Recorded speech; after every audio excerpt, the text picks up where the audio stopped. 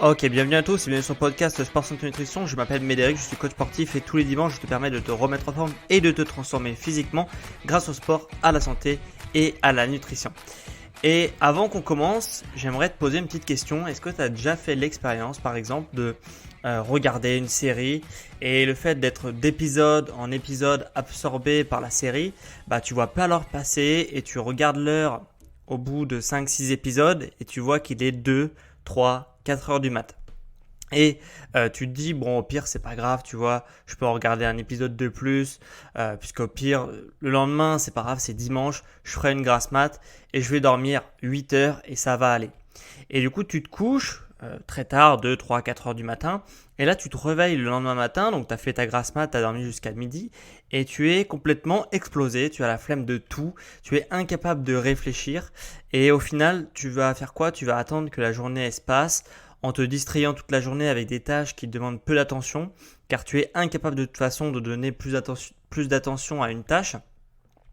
Et au final, tu fais la rétrospective de ta journée à la fin de ton dimanche par exemple, et tu as passé presque une journée blanche où tu as presque rien fait de la journée, mis à part te détendre et comater car tu t'es couché à 2, 3, 4 heures du mat et tu es complètement encore explosé de ça.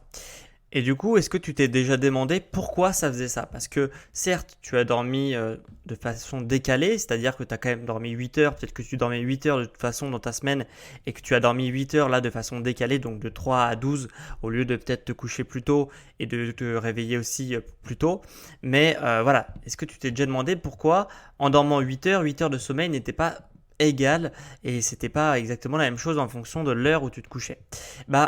Quand tu essaies de te poser une question comme ça, ce que j'aimerais bien que tu aies comme démarche, c'est de te demander est-ce que c'est naturel pour moi de par exemple de me coucher tard? Est-ce que l'être humain est habitué à se coucher tard ou est-ce qu'il est habitué à se coucher tôt? Et tu peux prolonger un petit peu le débat dans ta tête en te disant est-ce qu'un chasseur-cueilleur par exemple, il faisait ça en son temps? Est-ce qu'il se couchait tôt ou est-ce qu'il se couchait tard? Et ça permet généralement d'expliquer quand même pas mal de choses. Et quand on prend l'exemple du chasseur-cueilleur, c'est assez évident que un chasseur-cueilleur, il restait pas absorbé devant Netflix et il se couchait pas à 3 heures du matin parce qu'il était absorbé devant Netflix. La réponse c'est non, il faisait pas ça. Et au contraire, normalement, quand la nuit tombait, il rentrait dans sa grotte pour justement, quand il n'avait plus assez de visibilité pour chasser, pour cueillir les ressources qui lui permettaient de survivre. Et du coup, il rentrait dans sa grotte, il mangeait et dodo. Okay, et ça lui permettait aussi de survivre puisque les prédateurs de l'homme faisaient exactement la même démarche, c'est-à-dire que quand ils avaient fini de chasser pendant la journée, ils s'endormaient. Ce qui fait que l'homme était endormi en même temps que ses prédateurs, ce qui permettait également de survivre à travers les âges. Et donc du coup, c'est comme ça qu'on a permis d'avoir des hommes encore à cette époque-là en 2022.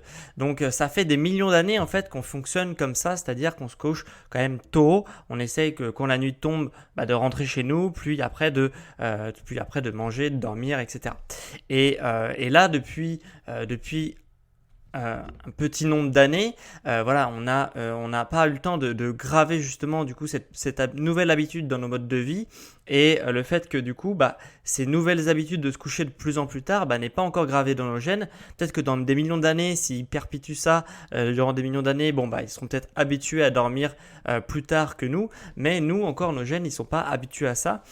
Et donc, si tu t'exposes du coup à des nuits qui sont décalées comme ça, tes gènes ne vont pas comprendre et vont te donner une réponse qui va être pas la réponse que tu attendais. Et je te parle de ça aujourd'hui puisque je suis tombé sur une œuvre d'un auteur qui s'appelle Paul Chek qui a un petit peu théorisé ça et en fait il s'est appuyé sur ce qu'on connaissait au niveau de la science, au niveau hormonal de l'être humain et qui a avec ses observations, théorisé sur quel moment en fait l'être humain a le plus d'hormones qui permettent l'activité cérébrale, l'activité physique et à quel moment de la journée l'être humain a des hormones qui favorisent l'endormissement et l'accalmie. Et en fait, donc il a théorisé ça sur un schéma avec une découpe de la journée en 4 avec des phases du coup d'éveil, des phases d'activité, des phases d'accalmie un petit peu où on retournait au calme et des phases de sommeil. Et si on se rend compte, si on se penche un petit peu sur le schéma avec ce découpage de la journée, on se rend compte qu'en fait le moment où tu es le plus productif dans la journée au niveau hormonal, donc avec le plus d'hormones qui vont booster ta créativité, tes facultés physiques, etc., c'est de 6 à midi. Et passer un petit peu du coup cette heure de midi, tes hormones qui te boostent vont progressivement ralentir jusqu'à arriver à un niveau qui est le plus plat possible à 10 heures du soir. Okay, donc de midi à 10 heures du soir, ça va avoir une chute comme ça et après ça va se maintenir jusqu'à 6 heures le lendemain où on va avoir un pic hormonal d'activité hormonale. Et après ça va recommencer de jour en jour et indéfiniment tout au long de ta vie en fait. Donc en fait, si on en croit l'auteur, donc comme je te l'ai dit, c'est l'environnement qui du coup définit ce que tu vas sécréter comme hormone ou non. Et on se rend compte que notre environnement nous pousse justement à se lever à 6 heures du matin et à s'endormir à 10 heures du soir, puisque c'est là où l'activité hormonale est le plus plat possible et où il y a le plus d'hormones qui permettent la régénération cérébrale, enfin physique dans un premier temps et cérébrale dans un deuxième temps, parce qu'il y a deux parties si tu veux dans le sommeil. Donc en fait, ça voudrait dire également que pour ceux qui se posent la question combien d'heures on doit justement dormir également, alors ça peut varier des individus, mais selon la théorie justement de Paul Chek, on a du coup 8 heures de sommeil, 8 heures de ta journée qui devraient être consacrées au sommeil, situées entre 10 heures et 6 heures du matin. Et ça permet justement de vivre avec son environnement, c'est ce que nous explique l'auteur. Et qu'est-ce que ça apporte justement de vivre avec son environnement? Qu'est-ce que ça apporte comme bénéfice? Alors les bénéfices, ils sont multiples, que ça soit sur la santé et également sur les performances sportives et même sur les relations sociales avec les gens, puisque ça va en booster ton immunité, ce qui paraît logique.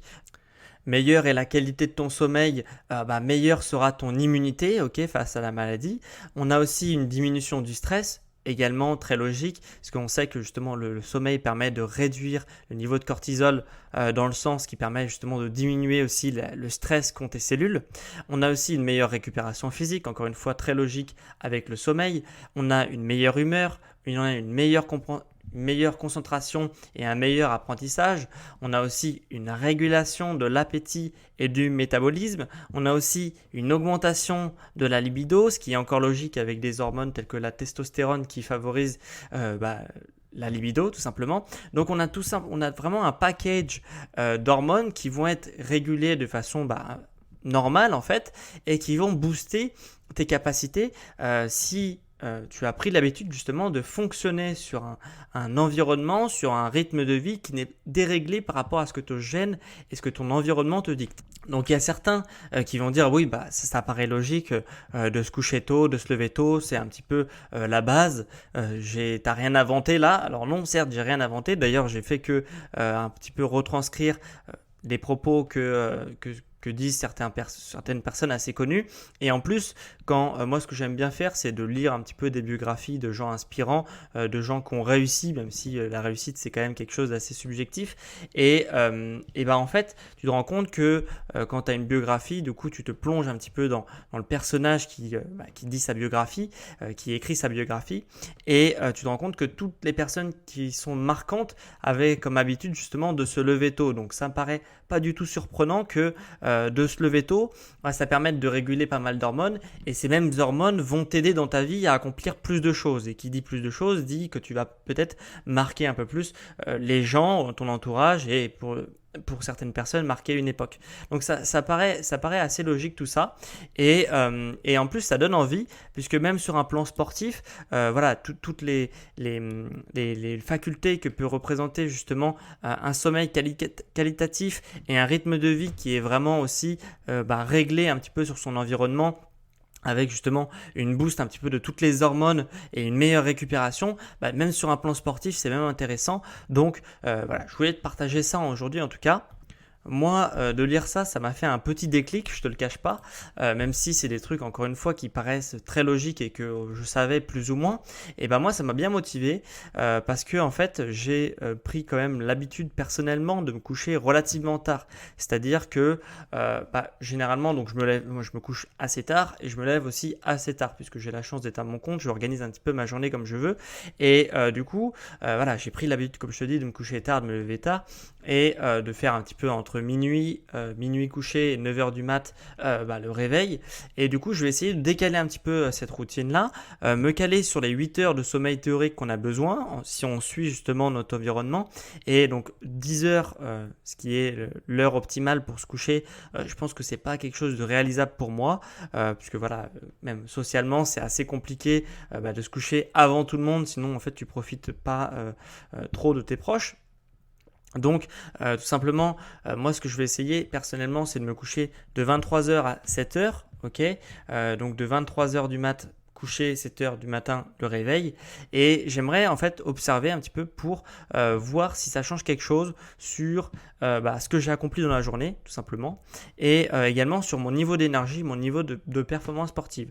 Donc ce que je vais faire, c'est que je vais noter ça comme à mon habitude. J'ai l'habitude de tester pas mal de choses si tu veux dans mon quotidien, et à chaque fois je le note dans un calepin, ce qui permet de me dire comment je fonctionnais avant, quel est mon niveau d'énergie par exemple au réveil à chaque fois, etc. Et voilà, je fais ça pendant quelques jours et après je change de méthode pour voir est-ce que ça change quelque chose quand je change de quelque chose dans ma vie. Est-ce que ça change quelque chose sur mon niveau d'énergie, sur mon niveau de productivité, etc. Donc je vais faire un petit peu la méthode, même si je vais l'arranger un petit peu à ma sauce, et je vais retranscrire tout ça pour voir si ça change quelque chose. Et si ça change quelque chose, je t'inviterai justement à écouter mon podcast, puisque j'en parlerai dans un podcast, et je te dirai un petit peu ce que ça a changé pour moi ou non. Donc pour ceux qui veulent justement avoir la référence du livre que je suis en train de te parler, c'est Paul Chek, donc l'auteur, et c'est son livre qui s'appelle How to Eat, Move on BLC. Donc voilà, c'est bon, pardonnez-moi pour mon accent qui est peut-être pas à la hauteur de vos espérances en anglais, mais voilà, c'est le titre du livre. C'est son plus connu, je crois, à Paul Chek. Donc de toute façon, tu trouveras sans aucun souci. En tout cas, je te partagerai tout ça dans un futur podcast. Je vais tester ça pendant 2-3 semaines et puis je vais voir ce que ça donne tout simplement. Et n'oublie pas que l'avenir appartient à ceux qui se lèvent tôt. Donc j'espère que cet épisode justement t'a plu, un épisode plutôt santé, même s'il a quand même un lien direct avec le sport, puisque ça t'apporte énormément de bénéfices du coup de vivre avec ton environnement. Et n'hésite pas à me mettre justement un avis 5 étoiles sur les deux plateformes qui sont Apple Podcast et Spotify. Donc Apple Podcast si tu as un iPhone et Spotify si tu as un téléphone Android. Et tu peux mettre 5 étoiles sur ces deux applications. D'ailleurs, merci à ceux qui ont pris 2 secondes pour mettre 5 étoiles sur l'application Spotify, sur mon émission sur Spotify, puisqu'à l'heure actuelle, on est à peu près à 30 évaluations 5 étoiles sur Spotify. C'est pas mal, même si je pensais vraiment avoir un peu plus d'évaluations cette dernière semaine, puisque Spotify vient de sortir cette fonction. Donc je pensais avoir plus un petit peu d'évaluation 5 étoiles, même si 30 évaluations, c'est déjà énorme.